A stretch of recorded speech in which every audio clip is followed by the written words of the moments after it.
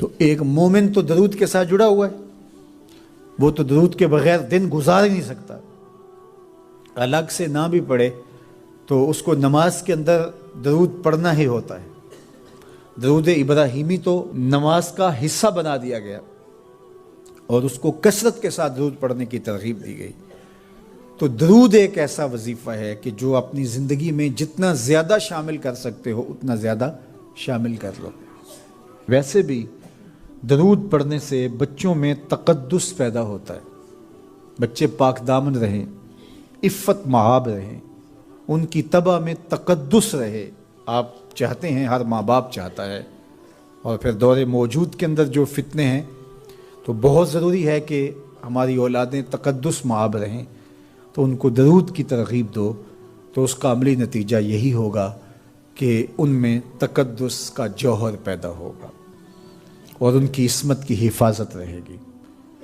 اور درود شریف پڑھنے والے بچے اور درود شریف نہ پڑھنے والے بچے دونوں کی عادات میں فرق ہوتا ہے۔ درود پڑھنے والوں کی طبع میں رقت، لطافت، نرمی، محبت، شفقت جیسے جذبات پیدا ہوتے ہیں۔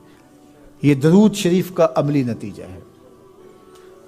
بعض لوگوں کو شکایت ہوتی ہے کہ ہمارے بچے بڑے اکھڑ ہیں، بڑے تند مزاج ہیں، بڑے سخت گیر ہیں، تو اس کا علاج کیا ہے؟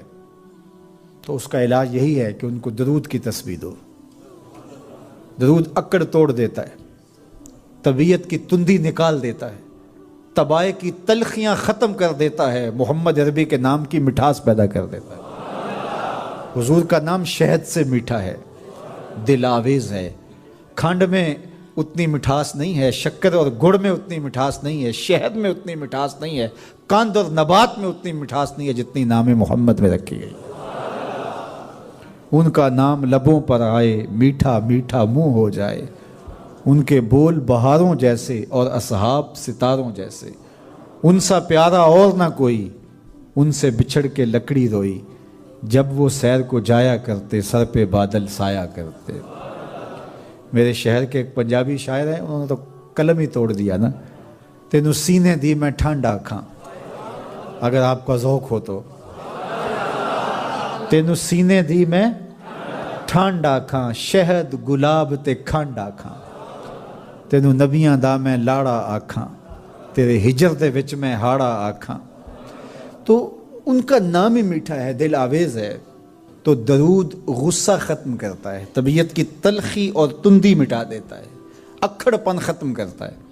تو آپ اگر چاہیں کہ اولاد اکھڑ ہے تو ان کو کسی طرح درود پہ لے آئیں، درود کی تسبیح ان کے ہاتھ میں دے دیں، تو ان کی طبع میں نفاست بھی آئے گی، ان کی طبع میں لطافت بھی آئے گی، ان کی طبع میں رقت بھی آئے گی، ان کی طبع میں محبت بھی آئے گی، ان کی طبع کے اندر جو ہے وہ لیاقت بھی پیدا ہوگی۔ درود پڑھنے والا بچہ ذہنی استعداد میں درود نہ پڑھنے والے بچے سے بہتر ہوتا ہے۔ یہ بھی آپ تجربہ کر کے دیکھ لیں، دو بچے برابر ذہنی استعداد رکھتے ہوں اور ان میں سے ایک بچہ درود پڑھتا ہو اور ایک درود نہ پڑھتا ہو، تو درود پڑھنے والا بچہ آگے ہوگا۔ یہ درود کی برکتیں ہیں، یہ درود کی رحمتیں ہیں۔ تو درود کثرت سے پڑھنا اپنی اولاد کو سکھائیں گے۔ ہفتہ روزہ آپ محافل کا گھر میں انعقاد کر لیجئے اور اس میں صرف درود شریف پڑھ لیجئے، تو انشاءاللہ اس سے آپ دیکھیں گے کہ اولاد کو اس کا فرق پڑتا ہے۔ یہ تربیت کا ایک آسان نسخہ ہے اور یہ وہ وظیفہ ہے جس سے تھکن نہیں ہوتی، یہ وہ وظیفہ ہے جس سے طبیعت میں تلخی نہیں آتی۔ کہتے ہیں وظیفہ میں نے پڑھا ہے تو وظیفہ پڑھتے پڑھتے میری طبیعت میں یہ ہو گیا ہے۔ وہ بعض کہتے ہیں وظیفہ الٹ پڑ گیا ہے۔ بڑے وظیفے الٹ پڑھ سکتے ہیں لیکن درود الٹ نہیں پڑھتا، درود ہے ہی سیدھا، یہ الٹوں کو بھی سیدھا کر دیتا ہے۔ تو درود پڑھیں اور یہ منہ بھی میٹھا رکھے گا، یہ دل بھی ٹھنڈا رکھے گا، یہ دنیا بھی ٹھنڈی رکھے گا اور آخرت بھی ٹھنڈی کر دے گا۔ درود چراغ بھی ہے، درود کستوری بھی ہے، خوشبو بھی ہے، مہک بھی ہے، شہد بھی ہے، گلاب بھی ہے، کھنڈ بھی ہے۔ اور سینے کی ٹھنڈ بھی ہے۔ تو درود اپنی طبع کے اندر اچھی طرح سے راسخ کر لیں اور اپنی اولادوں کی طبع میں اس کو راسخ کریں۔ اس سے آپ عملاً دیکھیں گے، میں سالوں کی بات نہیں کرتا، اشروں مہینوں کے اندر آپ فرق پڑتا دیکھیں گے۔ میرے اور آپ کے آقا و مولا نے ارشاد فرمایا، قیامت کے دن میرے سب سے قریب وہ ہوگا جو کثرت سے میرے اوپر درود پڑھنے والا ہوگا۔ تو یہ حضور کی قربت کا ضامن ہے درود۔ تو اس لیے اپنی اولاد کو حضور علیہ السلام پر درود پڑھنے کی ترغیب دو۔ بچپن میں ہی اپنے گھر کے اندر مجالس درود قائم کرو، روزانہ کی بنیاد پہ ہو تو بہت اچھا، نہیں تو ہر 8 دن کے بعد ایک دن ضرور متعین کر لیا جائے۔ جمعۃ المبارک کے دن کثرت کے ساتھ درود پڑھنے کی ترغیب دی گئی ہے، اور فرمایا اس دن فرشتے حاضر ہوتے ہیں۔ درود ایک نہیں ہونا ہے تمہاری دعا بھی قبول ہو جائے، چونکہ اللہ تعالیٰ جل شانہ کی یہ شان نہیں ہے کہ بعض کو قبول کر لے اور بعض کو ترک کر دے۔ ہماری فقہ کا بھی مسئلہ ہے، اگر آپ نے کسی سے سودا لیا ہے، اس میں کوئی ردی چیز آ گئی اور کچھ صحیح آ گئی، اب یہ نہیں آپ کر سکتے کہ جو صحیح ہے وہ رکھ لیں اور ردی واپس کر دیں، یا تو وہ صحیح کے ساتھ ردی بھی قبول کرنا پڑے گی، اور یا پھر جو ہے وہ صحیح بھی واپس کرنا پڑے گی۔ یہ نہیں ہوگا کہ مرضی کی رکھ لی اور مرضی کی واپس کر لی، یا سارا سودا قبول کرنا پڑے گا یا سارا سودا واپس کرنا پڑے گا۔ تو اللہ تعالیٰ جل شانہ کے حضور جب درود کے ساتھ دعا مانگی جائے تو پھر اللہ تعالیٰ جل شانہ اس دعا کو چھانٹ کے الگ نہیں کرتا کہ میں نے یہ نہیں قبول کرنی۔ درود کے ساتھ جو مانگی ہوئی دعا ہے اللہ وہ بھی مستجاب فرما لیتا ہے، وہ بھی قبول فرما لیتا ہے۔ درود پاک وہ با برکت عمل ہے، با کمال ہے، تو پھر جی نہیں چاہتا کہ پڑھو صلو علیہ وآلہ، یعنی پھر دل اچھلتا ہے، روح پکارتی ہے، جو اتنی خوبیوں کا منبع و مصدر ہے، اتنے کمالات کا جامع ہے، جس کے دم سے اندھیرے چھٹ گئے، جس کے دم سے کائنات میں اجالے پھیل گئے، تو پھر کیوں جی نہیں چاہتا کہ اس نبی پر درود پڑھا جائے؟ صلو علیہ وآلہ، آؤ اس نبی پہ درود پڑھو، اس نبی پہ سلام پڑھو، اس نبی پہ بھی درود پڑھو، اس کی آل پہ بھی درود پڑھو۔ بلغ العلا بکمالہ، کشف الدجی بجمالہ، حسنت جمیع خصالہ، صلو علیہ وآلہ۔ میں درود شریف کے عنوان سے اپنی گفتگو کو ختم کروں اور امام بوصیری کا ذکر نہ کروں تو یہ ناانصافی ہوگی۔ حضرت امام بوصیری فالق زدہ ہے، ساری زندگی بادشاہوں کے قصیدے لکھے، ساری زندگی بادشاہوں کی کہانیاں بیان کی ہیں، ان سے اعزازات پائے ہیں، تکریمات پائی ہیں، لیکن عمر کا آخری حصہ آیا، جسم فالق زدہ ہو گیا، سارے چھوڑ گئے۔ تنہائی، بیماری اور غربت، یہ 3 چیزیں اگر اکٹھی ہو جائیں تو ان کو کاٹنا بڑی قیامت ہوتی ہے۔ تنہائی، غربت اور بیماری، یہ تینوں اکٹھی آ گئی حضرت امام بوصیری پہ۔ صحت مند کے سارے گھاؤ ہوتے ہیں، بیمار پڑ گئے تو کوئی پوچھتا ہی نہیں۔ ایک دن خیال آیا، ساری زندگی شہنشاہوں کے قصیدے لکھے، آج اس کا قصیدہ نہ لکھوں جو کائنات کا دولہ ہے۔ اللہ اکبر، قلم پکڑا، پھر حضور کا قصیدہ لکھا۔ یہ قصیدہ بردہ شریف مکمل کیا۔ رات ہوئی، حضرت امام بوصیری سوئے، آقا کریم علیہ السلام تشریف لائے، اور یہ بات ذہن میں رکھیں، حضور نے ارشاد فرمایا، من رآنی فی المنام فقد رآنی فإن الشیطان لا یتمثل بی۔ یہ ابن ماجہ میں 6 طرق سے روایت مروی ہے، ویسے بخاری دیگر کتابوں میں بھی ہے، لیکن ابن ماجہ حجم کے اعتبار سے چھوٹی کتاب ہے، اس میں بھی 6 مرتبہ یہ روایت ہے، باقیوں میں تو بہت مرتبہ یہ روایت آئی ہے۔ ابن ماجہ میں 6 طرق سے یہ روایت ہے۔ حضور نے فرمایا، جس نے مجھے خواب میں دیکھا اس نے مجھے ہی دیکھا۔ شیطان خواب میں آ کر بھی میری مثل ہونے کا دعویٰ نہیں کر سکتا۔ اچھا، دوسری بات، جس نے حضور کو دیکھا اس نے حضور کو دیکھا، اور جس نے حضور کو دیکھا حضور اس کے خواب میں قصد، ارادے اور مرضی سے آئے۔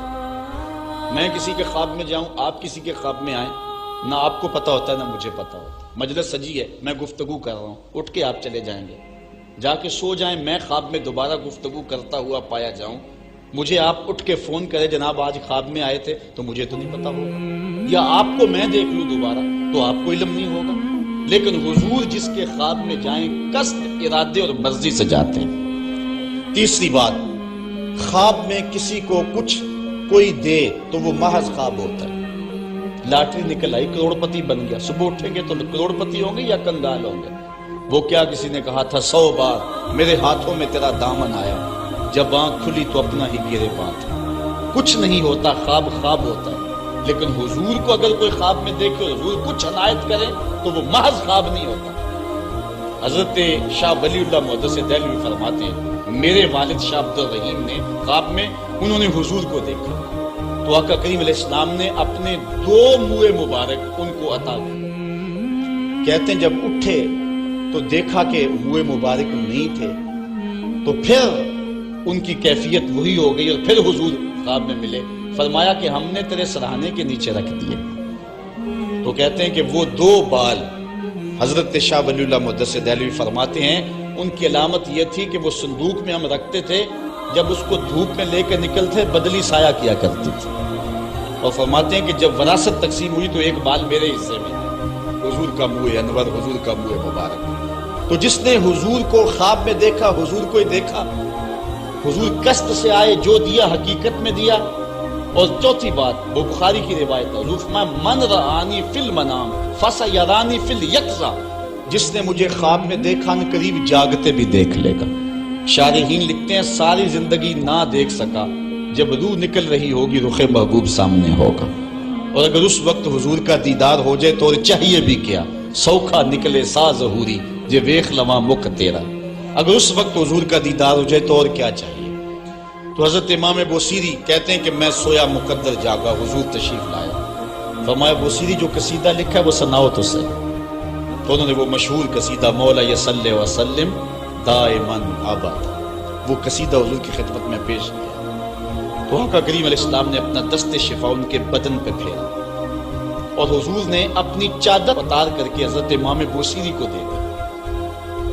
بردہ عربی میں کہتے ہیں جو ہے وہ چادر کو، اسی لیے اس قصیدے کو قصیدہ بردہ کہتے ہیں، وہ قصیدہ جس کی جزا میں چادر عنایت ہوئی تھی۔ حضرت امام بوصیری جب اٹھے تو بالکل ٹھیک تھے، چادر اوڑی اور مسجد میں نماز پڑھنے کے لیے جا رہے ہیں۔ راستے میں ایک درویش کھڑا تھا، کہا بوصیری رات والا قصیدہ تو سناؤ جو تم نے لکھا ہے۔ حضرت بوصیری کہتے ہیں میں نے لکھا تھا اور کسی کو پتہ نہیں تھا۔ میں نے کہا کون سا قصیدہ؟ کہنے لگے بھولے نہ بنو، جو حضور کو سنایا تھا۔ کہنے لگے کہ میں نے کہا کہ تجھے کیسے پتہ ہے؟ کہا بتاؤں یہ چادر کون سی ہے؟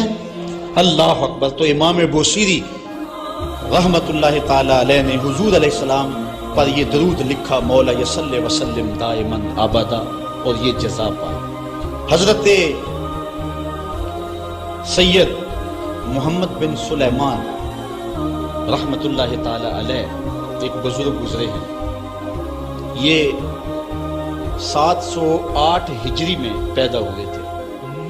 کہتے ہیں کہ میں ایک دن کسی بستی سے گزر رہا تھا اور وہاں ایک کنواں تھا، اس کا پانی تھوڑا سا نیچے تھا اور میرے پاس کوئی چیز نہیں تھی جس سے میں ڈول ڈال کر کے وہ پانی نکال سکوں۔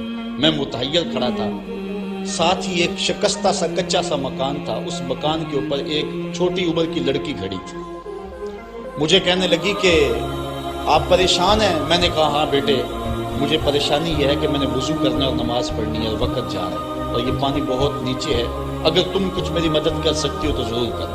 وہ چھت سے نیچے آئی اور اس نے آ کے اپنا لعاب اس کنویں میں پھینکا۔ حضرت شیخ سید محمد بن سلیمان فرماتے ہیں کہ میں نے دیکھا کہ یکا یک کنویں کا پانی اچھل کے کناروں تک آ گیا اور بہنے لگا۔ میں نے جلدی سے وضو کیا اور پھر میں نے اس لڑکی کو کہا میں تجھے اللہ کا واسطہ دیتا ہوں، تو مجھے بتا کہ تیرے پاس ہے کیا کہ تیرے لب کے ڈالنے سے یہ پانی اچھل کے اوپر آ گیا۔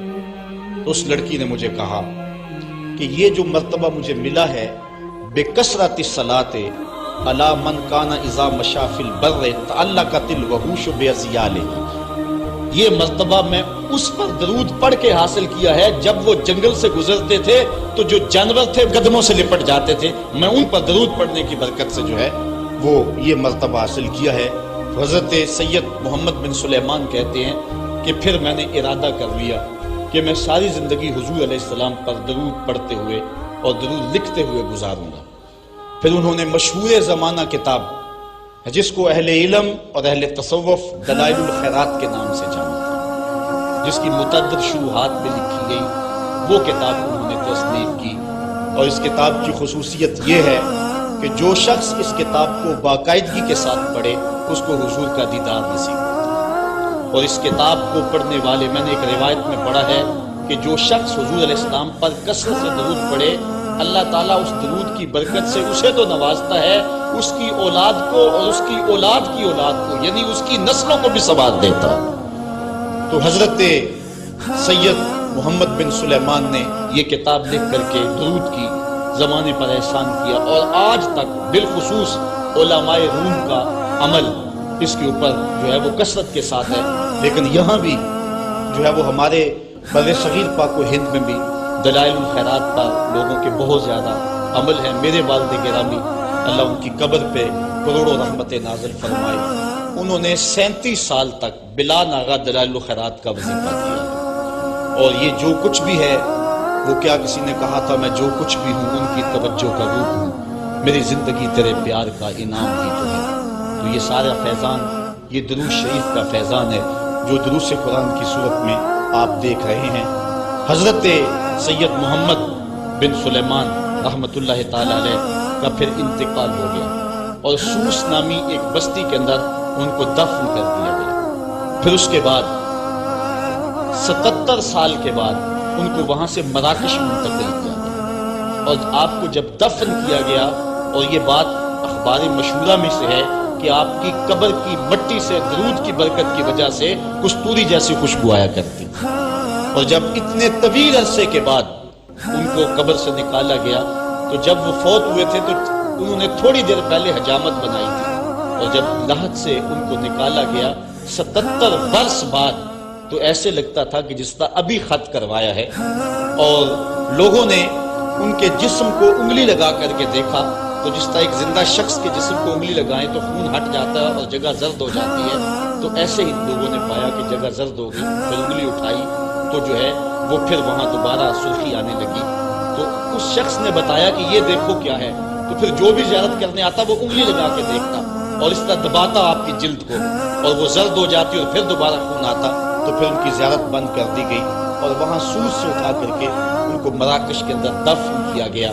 جو شخص حضور علیہ السلام پہ درود پڑھے تو اس کو حیات جاوداں مل جاتی ہے، اور صاحب درود نبی کا کمال اور مرتبہ کیا ہوگا۔ تو فرمایا ان اللہ و ملائکتہ یصلون علی النبی یا ایھا الذین آمنوا صلوا علیہ وسلموا تسلیما۔